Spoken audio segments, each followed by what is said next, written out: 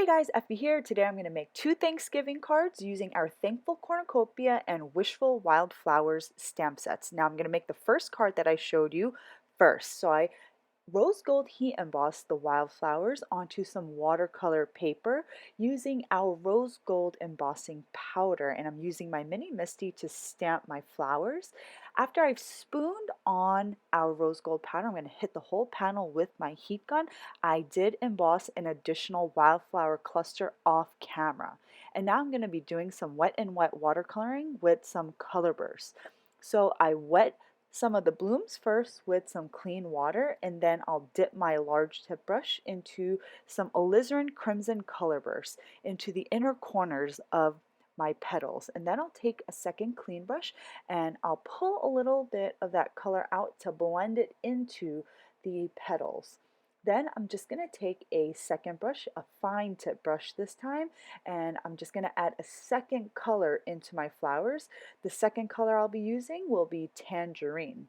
And then after I've done this with most of the big blooms, I'm going to add in a third color. I'm going to use lemon yellow, and I'm going to add the lemon yellow to the lighter areas of my wildflower petals. I chose this very warm color palette for today's projects because I wanted to make a Thanksgiving card, and I really don't know what screams fall more effectively than this beautiful warm palette. We have yellows and reds and oranges just all blending into each other. And you know, there is that saying, my favorite color is October, because you just have everything, all these leaves changing colors. And I know that cosmos don't really come in this color or this blend of color, but you know what? This is my project. It's only paper. I'm taking creative license to this project, and the end result is really, really awesome. And also, this is a great way to turn any of your floral stamp sets into a fall stamp set. Just change up the color palette. Use this really warm color palette, add your yellows and oranges, and a little bit of your reds, and you can even add, browns to make your florals into a fall themed set. And that is what I'm doing with our Wishful Wildflowers today. So after I finish coloring in all of the blooms, I'm just going to color in the leaves using some olive green color bursts. And then there are these little tiny flowers that are kind of nestled and tucked into, the clusters. And I'm actually going to use some Merlot color bursts, and I just kind of add dots of color because that's really all you need, because these blooms are really small. Once I finish watercoloring everything, I'm going to set this aside to dry completely, and then I'm going to take the coordinating dies and just die cut each image. I've taped all of the dies cut side down onto my panel. I taped it down with some Thermoweb purple tape, and then I flipped my panel upside down, put it into my die cutting sandwich, and I fed the sandwich into my die cutting machine. And after that, I just get these really beautiful die cut florals. Next, you just see me cleaning the back of my Cornucopia stamp with some stamp cleaner. This will occasionally happen with your clear stamps, so if you find that you have some issues with your stamp not sticking to your acrylic blocks, just clean the back of the stamp and it'll work like new again. So I just heat emboss this beautiful Cornucopia cluster image onto some more watercolor paper, and I used our rose gold embossing powder once again. And the colors that I'm using for this image, they're going to be the same colors that I use for the wildflowers, because I want there to be continuity and cohesiveness to my project. So I wanted to make sure I use the same colors.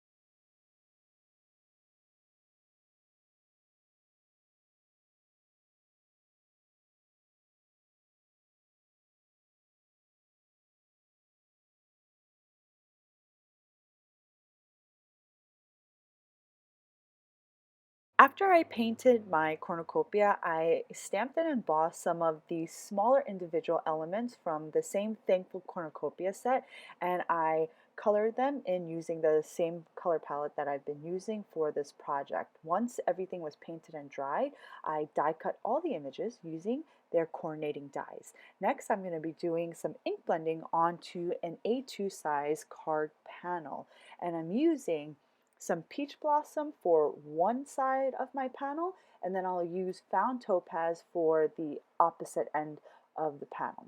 And I'm using some clarity stencil brushes to do my initial blending. Then I started using a mini ink blender to blend on some more of the found topaz and peach blossom because I wanted a darker color, and when I wasn't satisfied with the concentration of color, I went ahead and added some dark rose to the brown side. Dark roast is a really nice deep brown color, and I just used the ink blending tool to just blend a little bit of that darker color to the edge. Next, I added more of the peach blossom, and when I wasn't getting the concentration of color that I wanted, I went ahead and layered on some Coralline hybrid ink. And then after that, I added some coral cavern dye ink on top of that, and I got a really rich coral color. So just one tip when you're blending colors onto a surface using blenders or the clarity stencil brush, after you dip your tool into the ink, make sure you work onto a piece of scrap paper first before you actually apply or start blending onto your project, because that way you don't get that initial hard edge of ink when you start blending for the first time after you re-ink your tool. So next, after I finish blending, I'm going to cut out a stitched border using the first two dies in our double stitch rectangles large die collection. Then I'm going to spatter on some white acrylic paint onto my blended panel, and I'm just using a cheap paintbrush, and all you do is mix your white acrylic paint into some water and just tap your brush against something. It could be an acrylic block, another brush, whatever you have on hand. And after I've completed my splatters, I dried the panel with my heat tool, and then I adhered that panel onto a side folding A2 base. Then I popped up my border using some dimensional foam tape.